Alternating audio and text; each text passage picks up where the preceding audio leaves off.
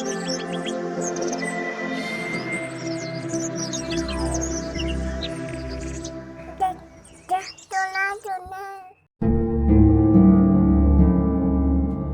पवन कुमार शर्मा, जो कि पेशे से एक अच्छे डॉक्टर थे, उनके यहाँ मरीजों की लाइन लगी रहती थी।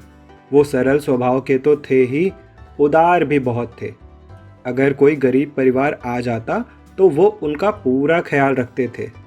इलाज के साथ साथ उनको दवाइयाँ भी बिल्कुल मुफ्त दिया करते थे। संतान के रूप में उनके पास केवल एक बेटी ही थी, वो भी अब शादी करने योग्य हो गई थी। माता पिता दिन रात अब इसी सोच विचार में रहते कि बेटी सपना के लिए काश कोई अच्छा लड़का मिल जाता। एक दिन डॉक्टर साहब अपनी क्लिनिक पर कुछ उदास बैठे हुए थे कि डॉक्टर साहब के पुराने दोस्त पंडित योगेश मिश्रा उनके पास आए। नमस्कार डॉक्टर साहब। नमस्कार मिश्रा जी, नमस्कार। आइए आइए बैठिए। क्या बात है डॉक्टर साहब, बहुत ही चिंतित और उदास दिखाई दे रहे हैं।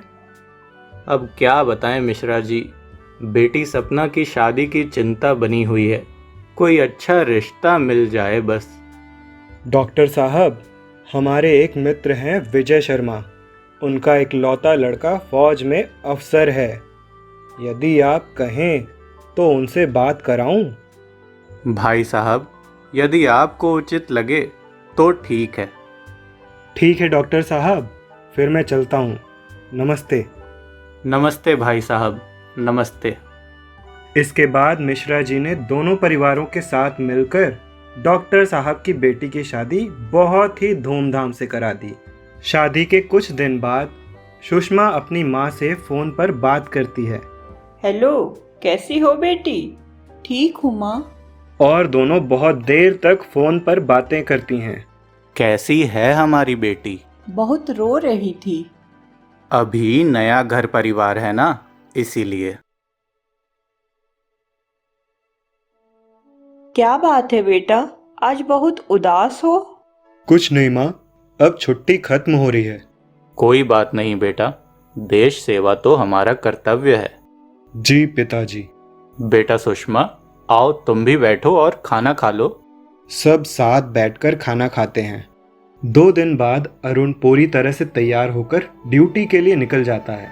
सभी उसे विदा करते हैं। 1 हफ्ते बाद। माँ जी, चाय। शुक्र है बहू, तुम्हारी नींद खुल गई। अब तो लग रहा है कि चाय भी खुद से बनानी होगी। क्या तुम भी बच्चों से ऐसी बातें नहीं करते? आप तो और सर पर चढ़ा कर रख दिए हैं। अरे भाग्यवान। तभी फोन आ जाता है। सुषमा जाकर फोन उठाती है। हेलो, हेलो बेटा। हाँ माँ, नमस्ते। खुश रहो बेटा, कैसी हो? क्या बात है बेटा, सब ठीक तो है?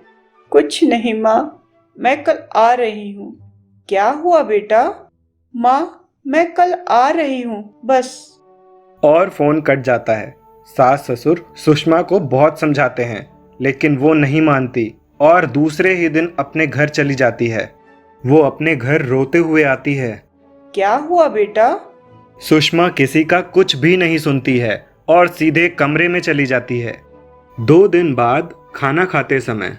क्या हुआ बेटा, क्या बात है? अचानक कैसे आना हुआ? आप चुप भी करेंगे? ये बेटी का घर है, जब मन करेगा आएगी, जब मन करेगा जाएगी। ये गलत बात है। शादी के बाद ससुराल ही बेटी का अपना असली घर होता है। उधर सुषमा रोने लगती है। रुला दिए ना मेरी बेटी को।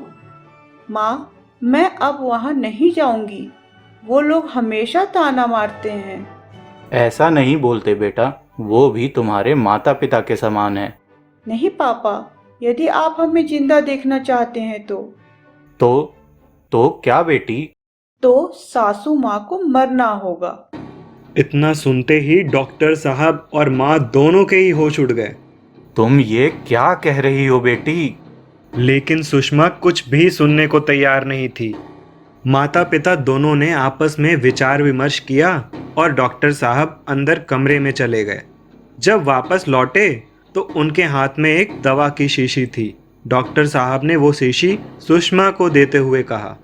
देखो बेटी, यह जहरीली दवा है, लेकिन इसका इस्तेमाल ऐसे करना है कि किसी को हम पर शक ना हो और तुम्हारा काम भी हो जाए। इस दवा का असर होने तक तुमको सभी के साथ मिलकर रहना होगा और रोज रात को एक चुटकी दवा दूध में मिलाकर प्रेम से अपनी सासू माँ को दे देना। और हाँ, 3 महीने तक तुम्हें अपने गुस्से पर काबू रखना होगा। सुषमा को अपने पिता की सारी योजना समझ में आ गई। अब डॉक्टर साहब अपनी बेटी को लेकर उसके ससुराल चले गए। घर के अंदर पहुंचकर सुषमा अपनी सास के पैर छूकर माफी मांगती है। भाई साहब, मैं अपनी बेटी के कारण बहुत शर्मिंदा हूँ। हो सके तो इसे माफ़ कर दें। मैं आपके आगे हाथ जोड़ता हूँ। ये क्या कह रहे हैं आप? सुषमा हमारी भी तो बेटी ही है। जाओ बेटा, सभी के लिए चाय बना कर ले आओ। सुषमा अंदर जाकर सबके लिए चाय बनाकर लाती है। सभी बैठकर चाय पीते हैं और चाय पीने के बाद, अच्छा भाई साहब, अब हमें आज्ञा दीजिए। इतना कहकर डॉक्टर साहब अपने घर चले जाते हैं। अब सुषमा बहुत खुश थी, क्योंकि अब उसकी खुशी में उसके पिताजी का साथ मिल गया था। अपने पिता द्वारा दी गई जहर की शीशी सुषमा ने बहुत संभाल कर और छिपा कर रखी थी। सुषमा इस बात का ध्यान रखती थी कि उसके ऊपर किसी को शक ना हो और सभी के साथ थोड़ा मेल जोल बढ़ाना भी शुरू कर दिया। वो रोज रात को सोते समय जहर दूध में मिलाकर अपनी सासू माँ को दिया करती थी। सासू माँ को कोई शक ना हो पाए, इसलिए सासू माँ के पैर की मालिश कर दिया करती थी और उनको अपने नकली प्रेम जाल में उलझाए रखती थी। धीरे धीरे समय बीतने लगा। लगभग 4 महीने बाद सुषमा ने अपने पिताजी को फोन लगाया। पापा, ये नाटक कब तक करना पड़ेगा? ये बुढ़िया कब मरेगी? ऐसा नहीं बोलते बेटा। क्या पापा, आप क्या बोल रहे हैं? हाँ बेटा, हम सही कह रहे हैं। तुम समझने की कोशिश करो। ओह, कोई हमारी बातें सुन लेगा तो मुझे और मेरे पूरे परिवार को जेल हो जाएगी। इसीलिए पापा हमसे ऐसे बात कर रहे हैं। ठीक है पापा, मैं सब समझ गई। हाँ बेटा, तुम थोड़ा धीरज रखो और ऐसे ही अपने सास की सेवा करती रहो। धीरे धीरे सब ठीक हो जाएगा। ठीक है पापा। और सुषमा फोन रख देती है। अब वो पूरी तरह मन लगाकर पूरे परिवार की सेवा करने लगी। अब तो सासू माँ को जहर वाला दूध पिलाने के बाद पैर दबाते दबाते रात को सासू माँ के पास ही सो जाया करती थी। और ऐसा नाटक करते करते सुषमा को सच में अपनी सासू माँ से प्रेम हो गया।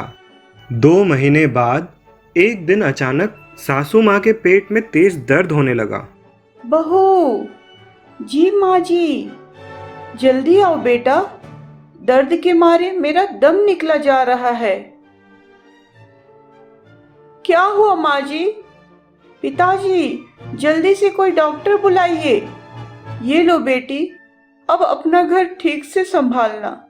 सुषमा का तो मानो कलेजा ही फट जाएगा। उसने सपने में भी ऐसा नहीं सोचा था कि सासू माँ उससे इतना प्रेम करती हैं। और अब तो सेवा करते करते सुषमा को भी सासू माँ से प्रेम हो गया था। तभी उसे याद आया, अरे कहीं ये उसी जहर का असर तो नहीं? अब क्या करूं? इसका उपाय तो केवल हमारे पापा के पास है। अब वो दौड़कर फोन की तरफ भागी। हेलो पापा, जल्दी से मेरे घर आइए। क्या हुआ बेटा? क्या हो गया? कुछ नहीं, बस आप जल्दी से आइए और मेरी सासू माँ को बचा लीजिए। लेकिन बेटा, अब तो कुछ भी नहीं हो सकता। मैं कुछ नहीं जानती। आप नहीं आए तो मैं इसी समय अपनी जान दे दूंगी। अच्छा ठीक है बेटा, मैं जल्दी आता हूँ। और फोन कट गया। तब तक सुषमा ने अपनी सासू माँ को पेट दर्द की दवा दे दी। इधर डॉक्टर साहब अपनी पत्नी के साथ बेटी के घर पहुँच गए। क्या हुआ बेटी? माताजी को क्या हो गया?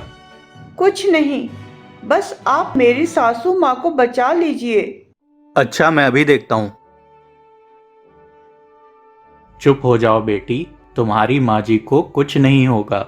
उस शीशी में कोई जहर नहीं था, उसमें तो हमने केसर का पाउडर भर कर दिया था। वो देखो, तुम्हारी माँ जी को कुछ भी नहीं हुआ, वह अब बिल्कुल स्वस्थ हैं। बेटी, कोई भी माँ बाप अपने बच्चों का बुरा कभी भी नहीं सोच सकते। हम सभी को एक दूसरे का आदर सम्मान करना चाहिए और अपने घर में प्रेम पूर्वक रहना चाहिए। पापा,